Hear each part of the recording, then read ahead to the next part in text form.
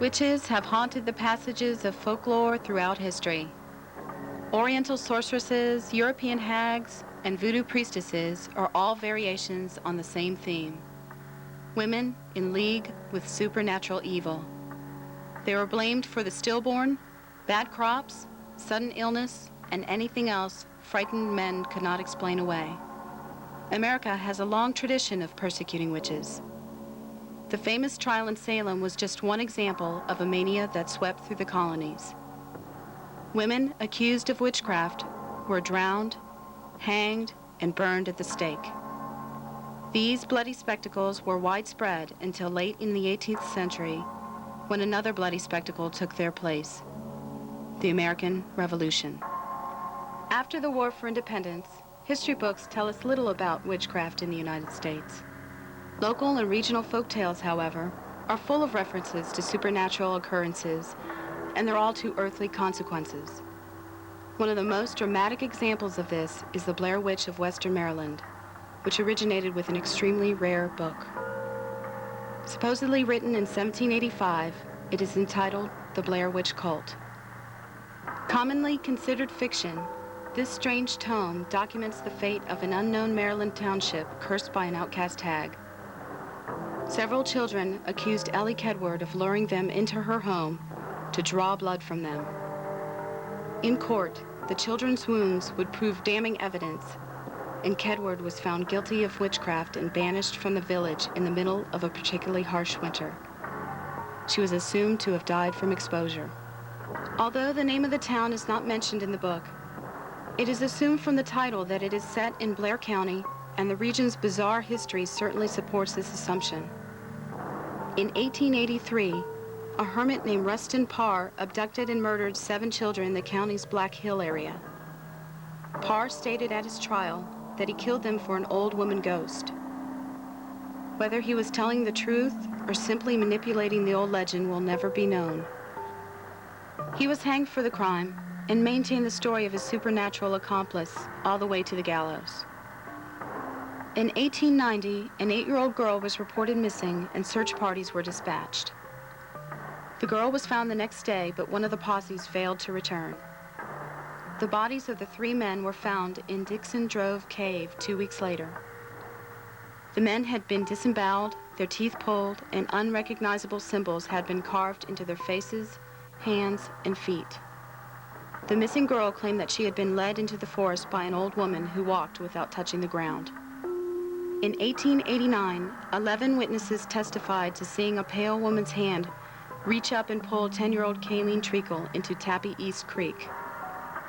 Her body was never recovered from a stream only 2 feet deep. For 13 days after the drowning, the creek was clogged with oily bundles of sticks, and the water was undrinkable. These accounts are verifiable by newspaper articles and legal documents that are stored, along with the only known copy of the Blair Witch Cult, in the Maryland State Historical Museum. While these stories have gathered dust in glass cases, they have slowly been absorbed into the campfire ghost stories told by Blair residents. Local folklorists tell of hearing the cries of the witch's young victims echoing through the trees. Others claim that sections of the Black Hill area are lost in time, and that once entered, there is no way out. It was these simple folk tales, told to her by her grandmother, that first attracted Montgomery College film student Jane Steiner to the legend of the Blair Witch. A born journalist and a dedicated artist, Jane was drawn to the eerie mystery of the story's origins. After an interview with Rockville occultist Norm Terwether, Jane learned of the history behind the folklore and was hooked. After graduating, she raised $5,000 from family and friends, enlisted the help of classmates cameraman John Miller and sound recordist Billy Madsen, and began making plans to shoot a documentary on the Blair Witch. In October of 1993, the film crew arrived in Blair, the county seat of Blair County, to shoot 2 interviews and establishing shots of the surrounding area. Jane interviewed Mary Brown on the evening of October 12th and Chester Norris the morning of the 13th. Norris told the filmmakers that the graves of the hermit's victims in the cave where the posse's bodies were found were less than 20 minutes from the town and were easily accessible by an old logging road. A clerk at a local convenience store saw the 3 that afternoon when they stopped to buy snack food and drinks. He would be the last person to see Jane Steiner, John Miller, or Billy Madsen alive. When Madsen failed to report to work 2 days in a row, his employer contacted Steiner's roommate, who in turn called Angie Steiner, Jane's mother. The first APB was issued on the 17th, and the Maryland State Police launched their search of the Black Hill area on October 18th. This operation would last 10 days and include up to 100 men aided by dogs and helicopters. 8 months later, the investigation, which included experts from the FBI, was terminated. 33,000 man-hours had failed to find a trace of the filmmakers, their car, or their gear. The case was declared inactive and unsolved, June 23, 1994. Then, in October of 1995, students from the University of Maryland's Anthropology Department discovered a duffel bag full of film cans and videotapes buried under the foundation of a 200-year-old cabin. When the evidence was examined, Blair Sheriff Ron Cravens announced that the 17 rolls of black and white film and 43 8mm videotapes were indeed the property of Jane Steiner and her crew. After an initial month-long study of the bag's contents, the sheriff declared the footage to be an elaborate hoax. Outraged, Angie Steiner launched 2 unsuccessful lawsuits against the state of Maryland to release the footage.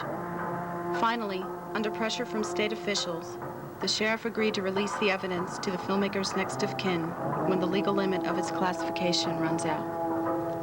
On October 23, 1996, this footage will be given over to the estates of Jane Steiner, John Miller, and Billy Madsen. On that day, a new investigation will begin. Angie Steiner has contracted Haxon Films to perform the first private sector investigation of the Blair tapes. The Blair Witch Project will be an unprecedented journey into the heart of one of America's most mysterious puzzles.